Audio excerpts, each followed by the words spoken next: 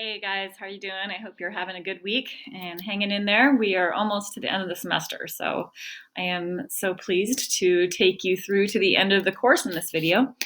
As you can see, our last 2 weeks, scroll down with me, are your research paper writing, rough draft, and final draft. So you have one quiz, which will be due this Friday, May 8th, and then the other two assignments are your 1,000-word draft and your final paper, which is 1,500 to 2,000 words. So that's pretty exciting. Thank you to all of you who have been getting your assignments in on time.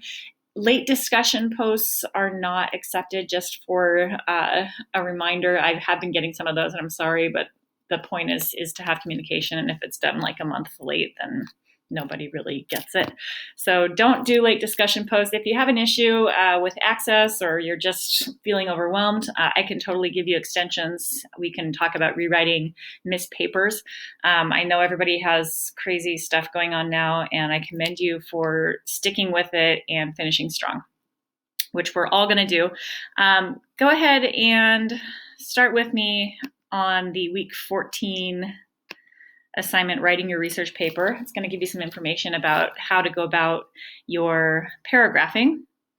Okay, so basically, this is a major research paper. It's going to be the biggest grade that you've had so far, so that's good news for a lot of you who are looking to improve your grade. The final paper is 500 points. You also get a grade for the rough draft, so that really has the chance to help you a lot if you're looking to improve. If you're looking to keep a good grade, then keep up the good work. But you do want to put in the time.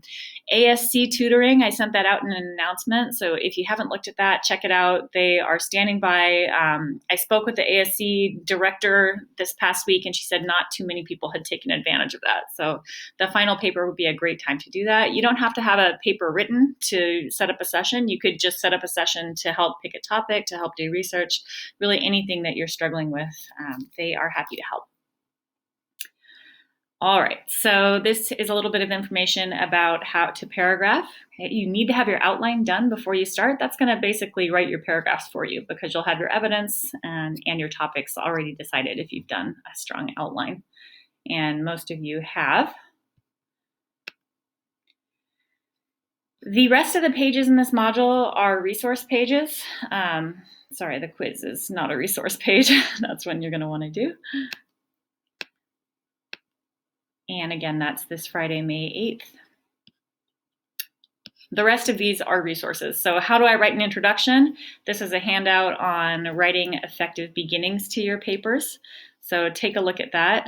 I'm sorry, my internet here is pretty crummy, unfortunately, but that will load in a PDF. If your internet is crummy, then I would recommend downloading these. You can just download the handouts and then have them when you need them.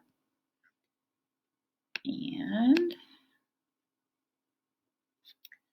okay, so telling an effective impact story, this is one way to start your paper. So if you have come across a real or a fictional story that highlights the importance of your problem, that can be a great way to start. So for instance, let's say you are writing about climate change.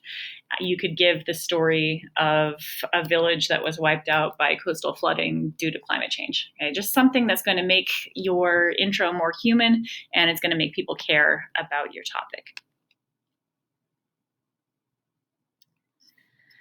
This is a T-Bear body paragraph strategy organizer. So if you don't really know how to write a solid paragraph, follow this format. Okay, just sentence by sentence. This is, I think I stole it from Mount Shasta High School originally, but it works at the college level as well. It's basically going through all the parts of a paragraph that you need and in what order you want to include them. Okay, so if you have gotten comments from me about your paragraph organization, check this out, take a look at it, and there is a sample paragraph for you to read as well.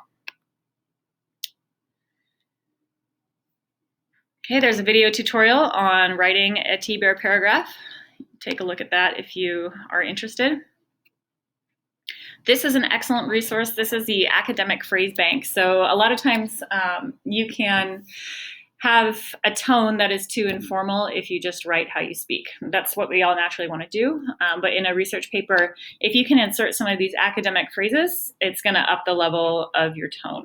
Okay, and that is a huge file, so I would recommend that you download that.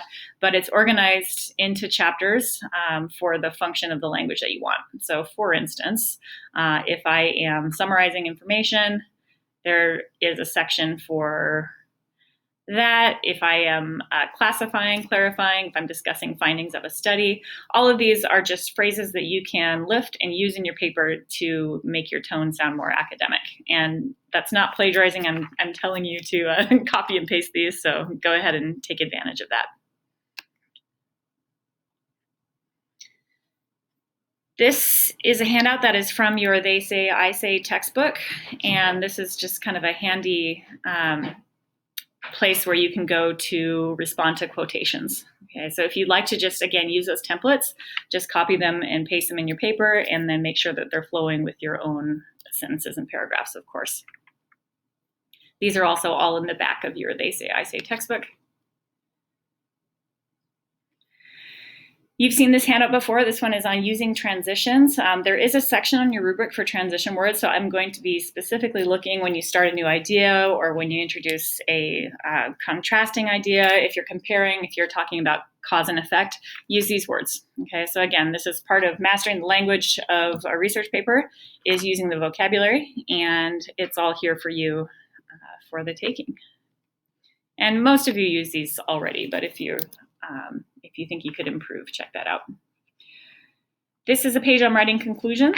Okay, there's a kind of cheesy schmoop video there, but it gives some good pointers on how to end your paper effectively. And then this brings us to the research paper draft. So you don't have to be finished with your entire paper, even your entire rough draft, but you do need to have 1,000+ words. Okay, so that's basically designed to keep you from waiting till the last minute and trying to write 2,000 words in 2 days, because that's quite painful.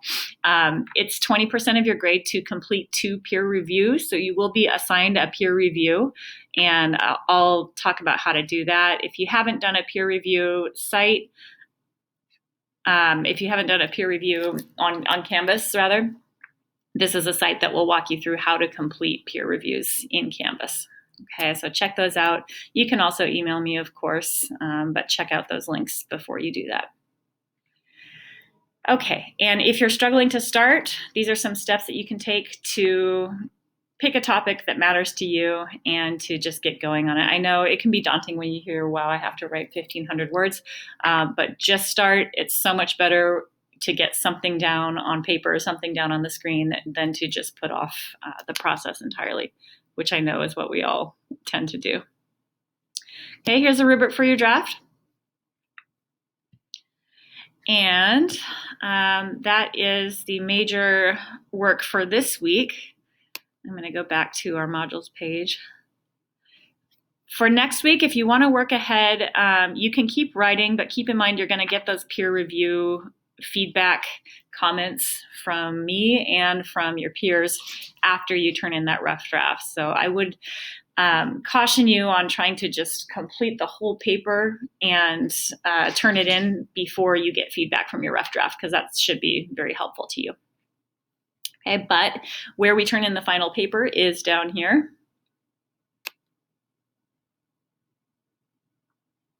Okay, and this again is through turnitin.com. So check out, if you didn't understand how to use turnitin.com, check out the video from your definition essay. It's still in that module, and that walks you through. Most of you had no problems. The only thing that can happen is if the internet is patchy, that can give people issues. But if you run into a problem, just email me and we can usually work it out. Okay, well, thank you so much for all of your hard work. Again, if you're struggling, ASC tutors are awesome, and I can't recommend them highly enough. If you are not able to get tutoring through the ASC or don't want to, NetTutor, again, is another resource for you, and that is just by clicking on the tab over here that you access that. All right, well, I hope that you're doing well. I hope you're hanging in there. And if you have any questions or issues at all, please let me know. And I look forward to reading your rough draft soon. Have a great week.